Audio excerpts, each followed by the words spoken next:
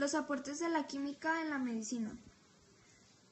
La química en medicina se encarga de estudiar y aplicar todos aquellos conceptos de la química orgánica tradicional al desarrollo de sustancias que pudiesen contribuir de una u otra manera a las ciencias farmacéuticas. Con respecto a los efectos biológicos que las diversas sustancias químicas, generalmente son heterocíclicas, pudiesen tener sobre el organismo humano. La medicina se basa en el tratamiento y el tratamiento se basa en la aplicación de productos químicos para combatir las enfermedades. El diagnóstico químico es muy necesario en la medicina porque nos ayuda a saber sobre los mecanismos que llevan al cuerpo a desarrollar alguna enfermedad o trastorno. Además, depende de la química junto con otras ciencias el desarrollo de nuevos medicamentos para la cura de las diferentes enfermedades que existen. Todo en nuestro cuerpo son mecanismos químicos y bioquímicos. Para entender la bioquímica es necesario tener buenas bases o saber sobre la química, y para entender la medicina es necesario tener bases de fisiología y la anatomía, que también es muy importante. Muchísimas enfermedades se diagnostican a través de reacciones químicas, como por ejemplo la determinación de glucosa en sangre, que es una reacción.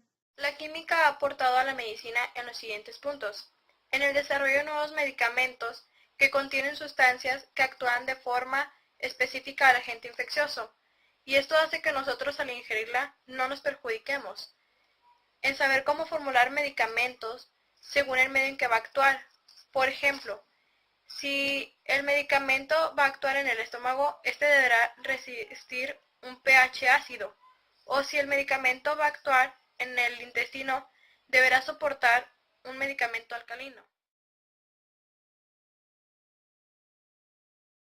Desde un punto de vista químico, los alimentos tienen la siguiente composición: hidratos de carbono, grasas o sus constituyentes, proteínas, vitaminas o precursores con el que el organismo puede elaborarlas, sales y agua.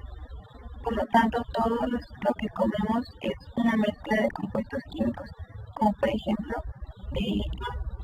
la salchicha.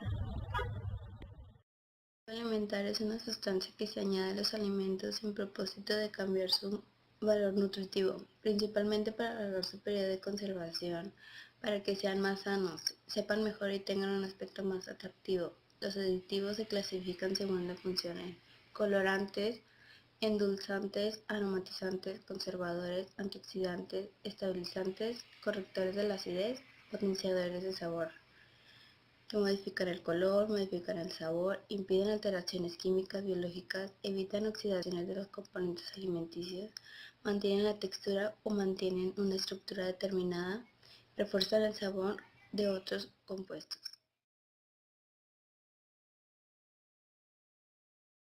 La guerra química se basa en una lucha armada, utilizando como armamento mortal las propiedades tóxicas de sustancias químicas. Las armas químicas son diferentes del uso de otras armas, como por ejemplo las nucleares, porque no tienen ninguna fuerza explosiva o destructiva.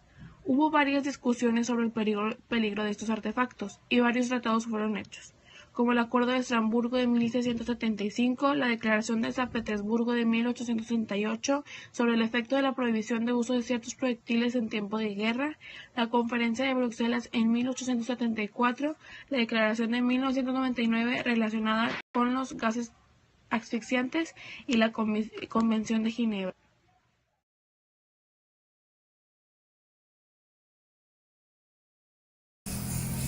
El calentamiento global. El calentamiento global no es más que el término con el que se denota el fenómeno que ocurre cuando aumenta la temperatura media global de la atmósfera terrestre y de los océanos. Es originado por distintos factores, pero el principal es el efecto invernadero, fenómeno que se refiere a la absorción de gases atmosféricos de parte de la energía que el suelo emite, como consecuencia de haber sido calentado por la radiación solar. Las consecuencias causadas por dicho fenómeno pueden ser de tipo económico, donde se ve afectado el seguro, el transporte, la agricultura y el comercio. En la salud, el calentamiento global causa expansión de enfermedades, dengue, malaria, enfermedad cardíaca, debido a las altas temperaturas. La población infantil se verá afectada debido a la falta de agua, etc. En la sociedad afecta en el desarrollo de la misma. Las personas inician migraciones de un país a otro y la seguridad social sufre muchos cambios.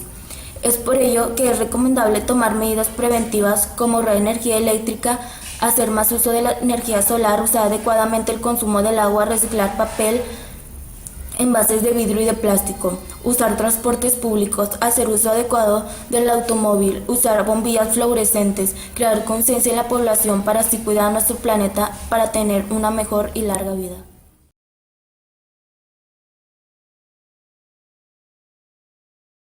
Este problema del calentamiento global se ha producido básicamente porque la capa de ozono se engrosó cada vez más debido a la contaminación por dióxido de carbono y otros gases de efecto invernadero. Tomando en cuenta lo anterior, se puede decir que el deshielo polar se da debido al calentamiento global. Entonces, para solucionar el problema del deshielo polar, primero debemos de solucionar el problema del calentamiento global. Y esto lo podemos hacer de diferentes formas. Generalmente, se queman combustibles fósiles para generar energía. Al hacer esto se libera demasiado dióxido de carbono a la atmósfera, lo cual esto contamina mucho. Pero lo que se debe hacer es ahorrar energía participando en estas campañas de pavones mundiales. O también se puede ahorrar energía con las nuevas tecnologías de biocombustibles, que viene siendo la energía renovable, con las cuales se puede generar energía sin quemar tantos combustibles y así podemos cuidar más nuestra atmósfera y evitamos el deshielo de los polos. O también se puede ahorrar energía con las nuevas tecnologías de biocombustibles, con las cuales se puede generar energía sin quemar tantos combustibles. Como se mencionó anteriormente, otra opción para reducir el calentamiento global y por ende el deshielo polar es utilizar carros híbridos, que son más eficientes y liberan menos gases a la atmósfera. O bien, también se pueden utilizar más los transportes públicos como los buses. Otra solución es utilizar bombillos fluorescentes. Estos duran 15 veces más que los incandescentes, que son los que usa la mayoría de la gente.